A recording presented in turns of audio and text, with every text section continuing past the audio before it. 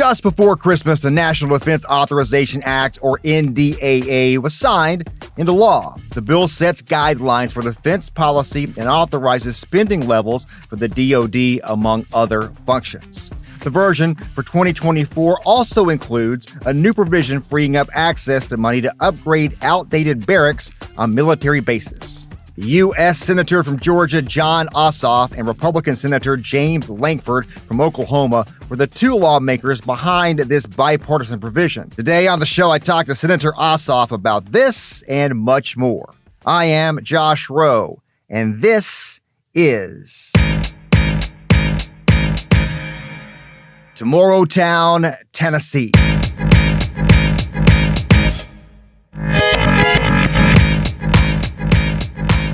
Senator Jon Ossoff from the state of Georgia joins us right now. I wanted to talk to you about this specifically, a release from your office earlier in the week. A key provision to the Military Facilities Upgrades Act was passed when the NDAA was signed, I believe, right before Christmas. Explain that, if you could, the key provision part. What exactly does that do for military members? I wrote this law, the Military Facilities Upgrades Act, which we just passed through defense authorization, in order to help improve the quality of barracks on military installations across Georgia and across the country. I am relentlessly focused on improving the quality of housing for military service members. First of all, it's the right thing to do.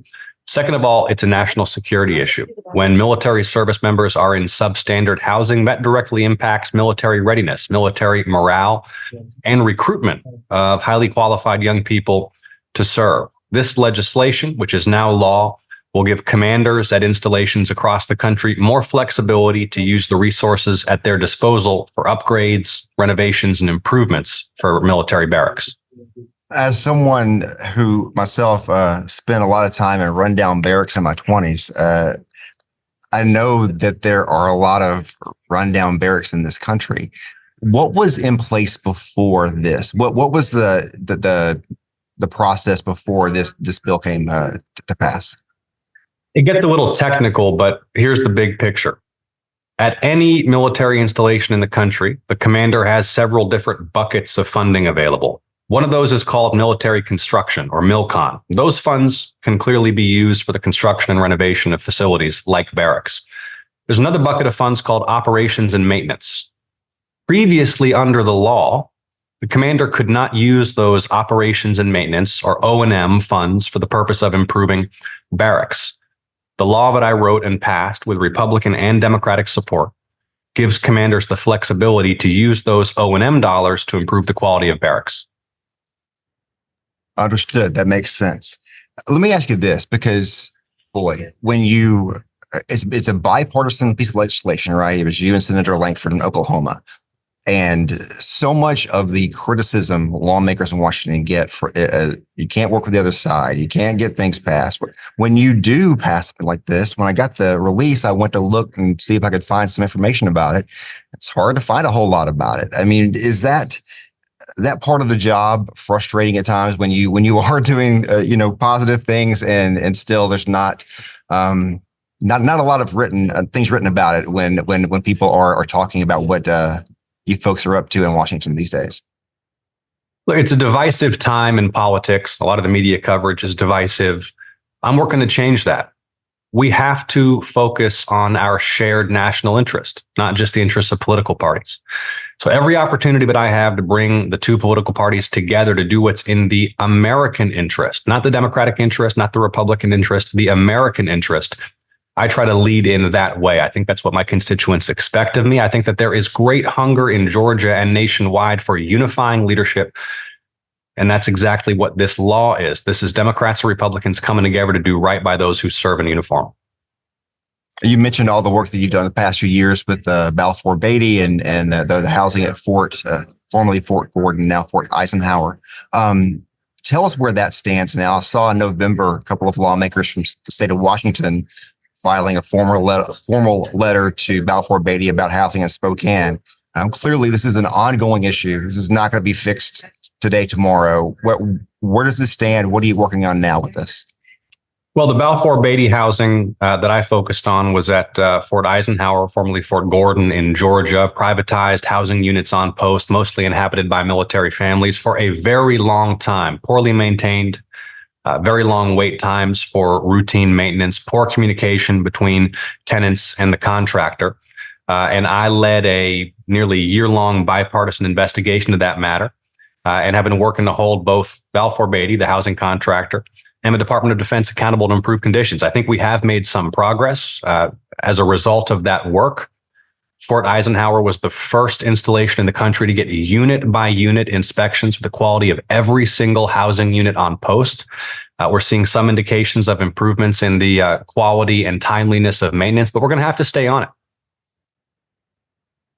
No question about that. I heard an interview that you did with a journalist there in Augusta on a radio show. I believe you did a few months ago, and at the end of it, you guys talked about like what can people do, and you mentioned, I think she mentioned actually, for people to speak up, and I think that's one of the things when I saw Captain Cho's testimony that was so striking. Right, being a prior military myself, speaking up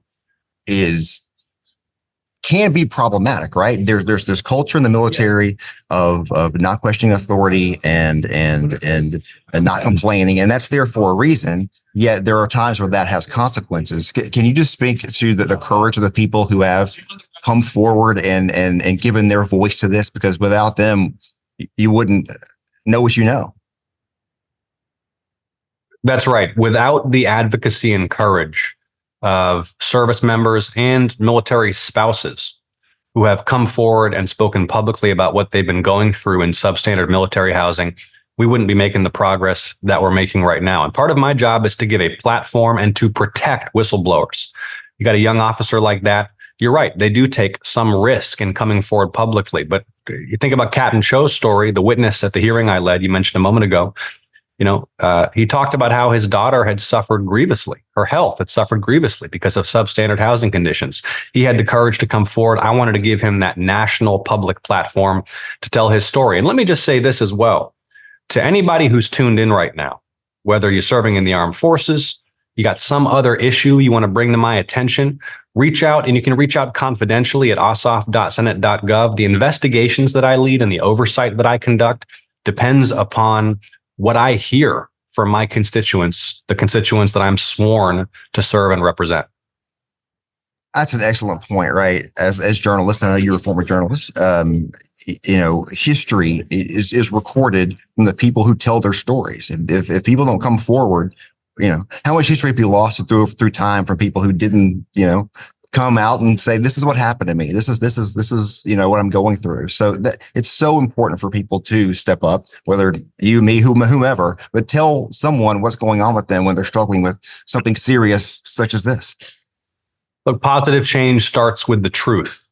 And that's why the work of investigative reporters is so important. And that's why good, solid, strong, bipartisan congressional oversight is important, whether it's what's happening to kids in our foster care system, what's happening to military families and privatized housing on post, what's happening in our prison system to female inmates facing sexual assault, all investigations that I've led in the last couple of years, because we can't solve these problems until we establish definitively and in public exactly what's really going on. That's the purpose of these investigations and this oversight.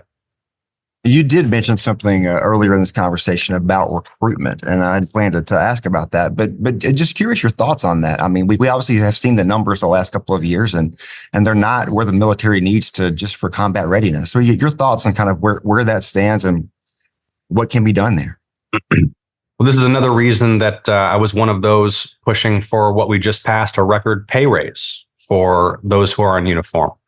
Quality of life, fair compensation, an adequate basic allowance for housing, making sure that military families who are already making huge sacrifices on behalf of the country aren't having to sacrifice a safe, clean, healthy place to live. This is a national security issue.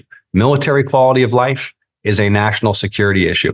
If the conditions of service are not up to standard, folks aren't going to sign up, and those who do may not stay in. So we have an obligation to our national security to make sure that those who serve are treated right.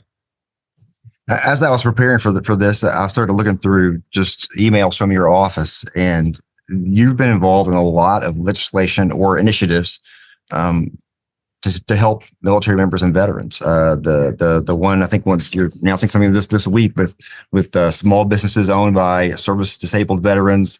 There's something that was passed for job flexibility for spouses during relocations. There's mental health treatment stuff. You obviously champion the PACT Act. I mean, there's so much stuff here. I do a lot of veterans reporting, and the question I get often is what can we do to help? This shows me that you have a team there who is listening. Number one, tell me why these issues have become important for you and your team. Also, number two, what are the things you're focusing on today moving forward as you're looking at some of the needs from our service members, veterans, et cetera?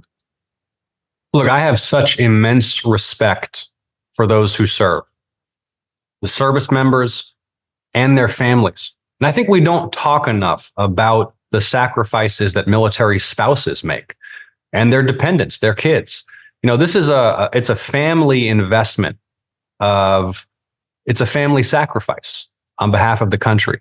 And so it infuriates me whenever I learn that those who are making that sacrifice in our national defense aren't being treated fairly. That's why I focus so much on representing and standing up for and empowering service members and military families. And in particular, those junior enlisted personnel, folks in their early 20s, young families who are not in it for the money, but they're in it because they believe in defending our nation and putting service over self. We owe it to them as elected officials to have their back, to stand up for them, and to fight for them just as they're willing to fight for us. Good. All right, Senator Jon Ossoff, thanks for your time today. I really appreciate it. Thank you. Take care.